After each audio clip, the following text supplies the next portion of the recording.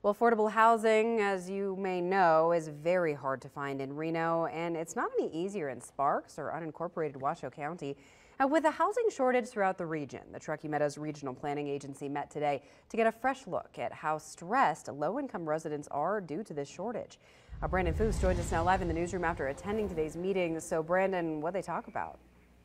Lori, they're in the process of creating a 10-year plan to help handle the growth from such a strong recovery. Still, the agency knows there's a need to do something right now as more residents feel the strain of the shortage.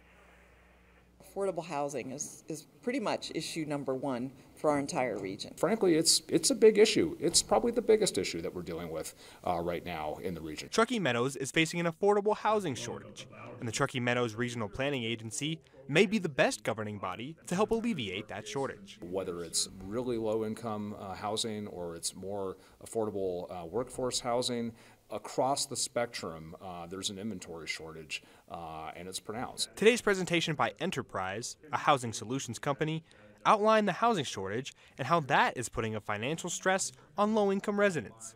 While the agency is looking at a long-term plan, Bob Zien says programs like Reno's Community Land Trust Plan are ways to get the ball rolling now. We can't just do the strategy. We have to start working and putting other programs in place now. In today's presentation, Enterprise said that from 2000 to 2016, median income has fallen 14%, while median home value has risen 13.7%.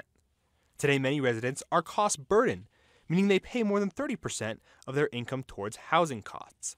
In Reno, 38% of residents are cost burdened. That number is 35% in Washoe County and 31% in Sparks. Among those residents who are cost burdened, 36% who live in Reno are considered housing insecure, meaning they pay more than 50% of their income towards housing.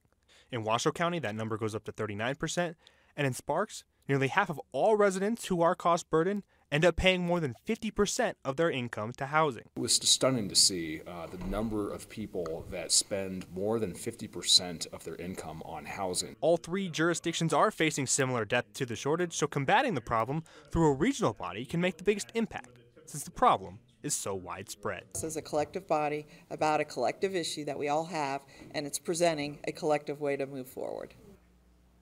Now, the agency did not propose any specific solutions today, but both Bob Zien and doers say they need to get creative, and they hope the public will have an open mind as they experiment with multiple solutions. Covering the story live in the newsroom, Brandon Foose, Channel 2 News.